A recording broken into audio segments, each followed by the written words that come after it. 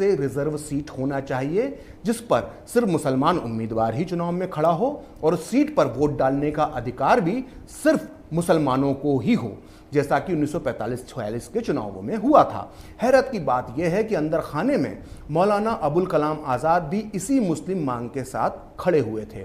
अपनी इसी मांग को रखते हुए संविधान सभा में मुस्लिम लीग के सदस्य नजरुद्दीन अहमद ने बड़ी कुटिलता के साथ कहा था कि हिंदू बड़े भाई हैं और मुसलमान छोटे भाई।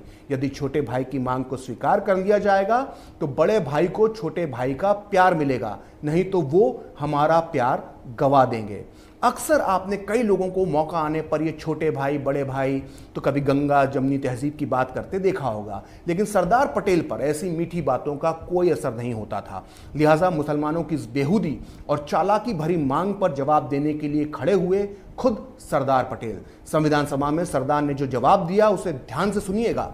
ये जवाब आज भी बहुत काम का है, इसे हर राष्ट्रवादी हिंदुस्तानी को जानना चाहिए। साथ ही हर मुसलमान को भी ये सुनना चाहिए कि इस देश का एक महानायक उन्हें क्या सीख देकर गया था। तो सुनिए सरदार पटेल ने क्या कहा था। उन्होंने कहा था कि मैं छोटे भाइयों यानी मुसलमानों का प्रेम गंवा देने के लिए तैयार हूं।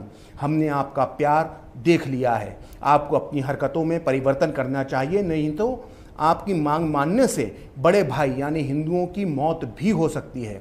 अब ये सारी चर्चा छोड़ दो और ये सोचो कि आप देश को सहयोग देना चाहते हैं या तोड़ फोड़ की चालें आजमाना चाहते हैं। अब अतीत की बातें भूलकर आगे देखो। मैं आपसे हृदय परिवर्तन की अपील करता हूं।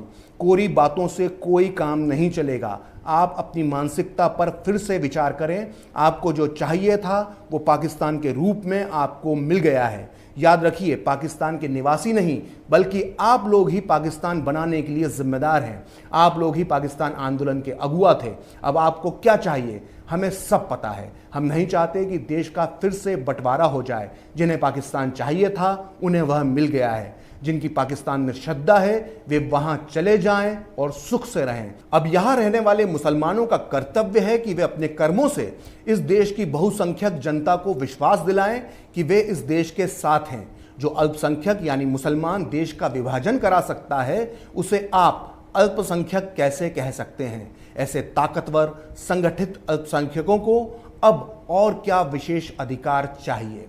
सरदार पटेल ने मुस्लिम नेताओं को जो आईना दिखाया उससे सब सख्ते में आ गए। नतीजा मुसलमानों के लिए अलग से आरक्षित सीटों की मांग वहीं की वहीं दफन हो गई। डाउनलोड मौज।